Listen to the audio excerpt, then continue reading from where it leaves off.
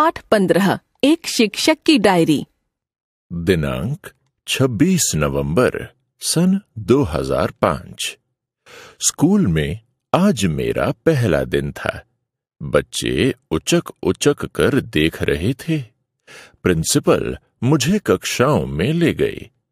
उन्होंने बच्चों को बताया कि आज से मैं उन्हें पढ़ाऊंगा। स्कूल ढेर सारे बच्चों का घर है। कई गांवों से आने वाले ये बच्चे अलग अलग दिखते हैं। कोई गोरा तो कोई काला, कोई पतला तो कोई मोटा, कोई ठिगना तो कोई लंबा। लड़कियों के तो क्या कहने, नन्ही सी प्यारी प्यारी बच्चियां एक जैसी वेशभूषा में गुड़ियों सी लग रही हैं। चोटियां लाल रिबन से बंधी हुई हैं। ऐसा लग रहा है जैसे सिर पर लाल बुरांश खिले हों। सब मुझे देखकर खुश थे और मैं भी बहुत खुश हूं। यह विद्यालय उत्तराखंड के जनपद पौड़ी के विकास क्षेत्र कलजी खाल के नलई में आता है। पहले यह जूनियर हाई स्कूल था। हाल ही में इसे हाई स्कूल बना दिया गया है। दिनांक 28 नवंबर सन 2005। अपने आप से कुछ निर्णय लिए हैं।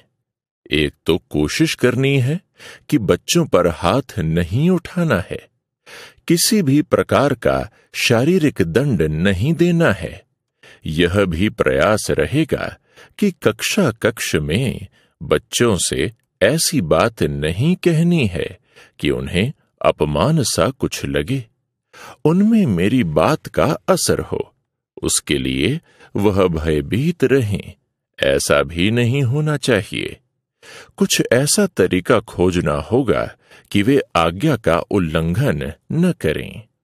दिनांक 29 नवंबर सन 2005। पहले ही दिन बच्चों से बात की थी कि मैं उन पर कभी हाथ नहीं उठाऊंगा, किसी भी प्रकार का दंड नहीं दूंगा, मगर मुझसे झूठ न बोला जाए।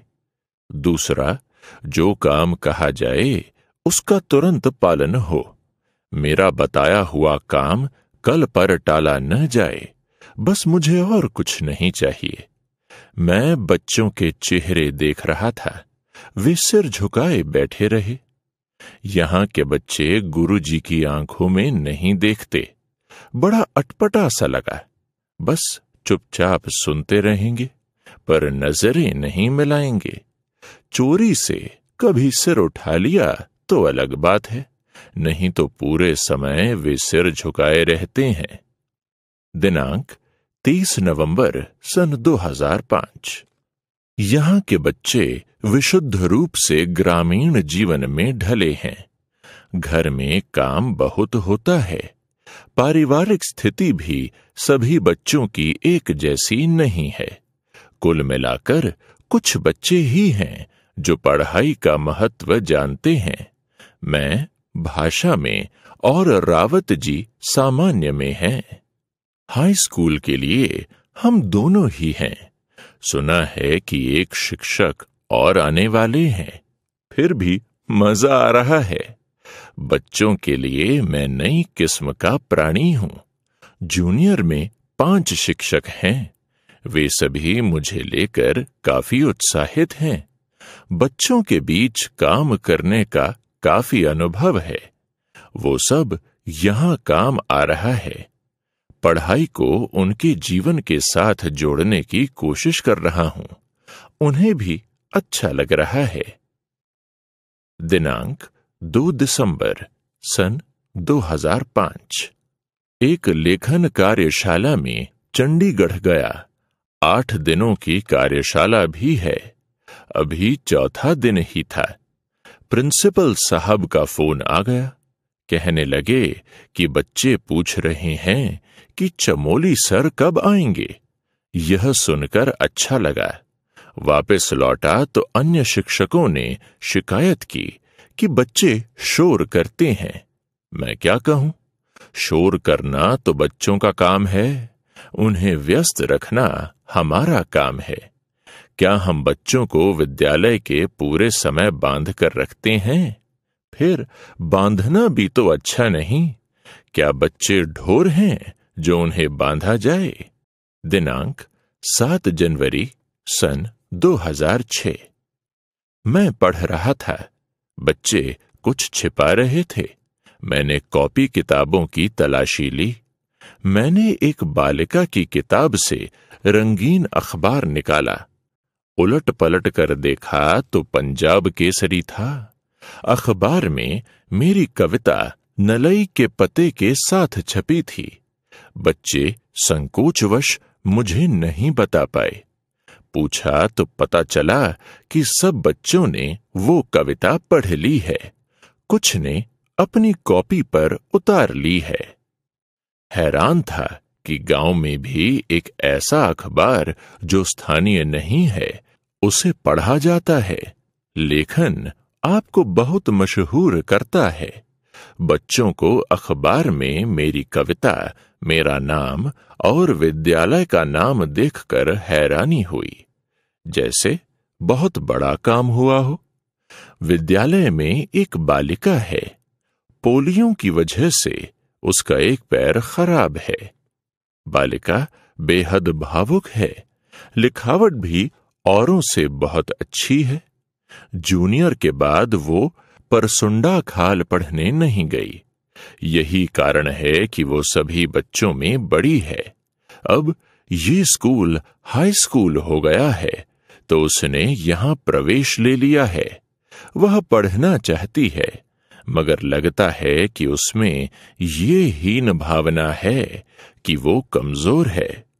मैं उसे भी और पूरी कक्षा को समझाता हूं कि मन से कमजोर नहीं होना चाहिए। शरीर के अपंग होने से भी बहुत कुछ किया जा सकता है। मैंने उसे समझाया, पढ़ना है, डिग्री कॉलेज पौड़ी तक जाना है। वह कुछ करेगी, मुझे ऐसा लगता है। दिनांक 8 जनवरी सन 2006। कक्षा 9 और 10 के बच्चों को मैं बाल हंस, नंदन, बाल भारती, पाठक मंच बुलेटिन, विज्ञान प्रगति आदि पढ़ने के लिए देता रहा हूं। मैंने देखा कि पत्रिकाओं को घर ले जाने का और उन्हें समूह में पढ़ने का उत्साह उनमें है। वे जोर जोर से एक साथ पढ़ने की कोशिश करते हैं। पिछले 2-3 महीनों में उनमें पढ़ने की आदत बनी है। वे कहानियां और चित्रों से अपनी समझ बनाते हैं। मात्राओं की सही पहचान और सही पढ़ने की आदत भी अच्छी हो जाती है। दिनांक 9 जनवरी सन 2006। ग्रामीण बच्चों का परिवेश भले ही बेहद साधारण होता है, लेकिन मेरा मानना है कि ये बच्चे शहरी बच्चों से ज्यादा समझदार होते हैं। केवल अक्षर ज्ञान और अच्छे स्कूल में पढ़ाने से बच्चे गुणवान नहीं बन जाते। ग्रामीण परिवेश में सामुदायिकता, कला, संस्कृति, रीति रिवाज, सहयोग, आपसी तालमेल, सामूहिकता के साथ साथ वसुधैव कुटुंबकम के दर्शन होते हैं। वहीं शहरी बच्चे अपने घर ही नहीं, कमरों तक सीमित हो जाते हैं। वे खेल, मौसम, खेती, पशुपालन, प्रकृति से दूर हो जाते हैं। यही कारण है कि वे किताबी शक्ल में अथवा कक्षा कक्ष में भले ही मेधावी माने जाते हों, लेकिन जीवन की किताब से उनका वास्ता कम और आधा अधूरा ही होता है। ये और बात है कि शहरी बच्चे ही महत्वपूर्ण सरकारी सेवाओं में बड़े पदों पर काबिज होते हैं। परिणाम स्वरूप वे सामाजिक सरोकारों से इतना जुड़ाव नहीं रखते। इसका असर दूर तक होता है। इसी तरह हमारी राजनीति, नीति निर्धारक और न्यायपालिका में भी है। वे बच्चे जो सुदूर ठेठ ग्रामीण परिवेश से अच्छे ओहदे तक जाते हैं, वे दुनिया में लोकप्रिय भी होते हैं और समाज हित में वे अच्छा कार्य भी करते हैं। स्कूली जीवन में शहरी और ग्रामीण संरचना का बेहद प्रभाव है। शिक्षाविदों को ग्रामीण परिवेश को ध्यान में रखते हुए भी नीतियां बनानी चाहिए। लेखक मनोहर चमोली उर्फ मनो।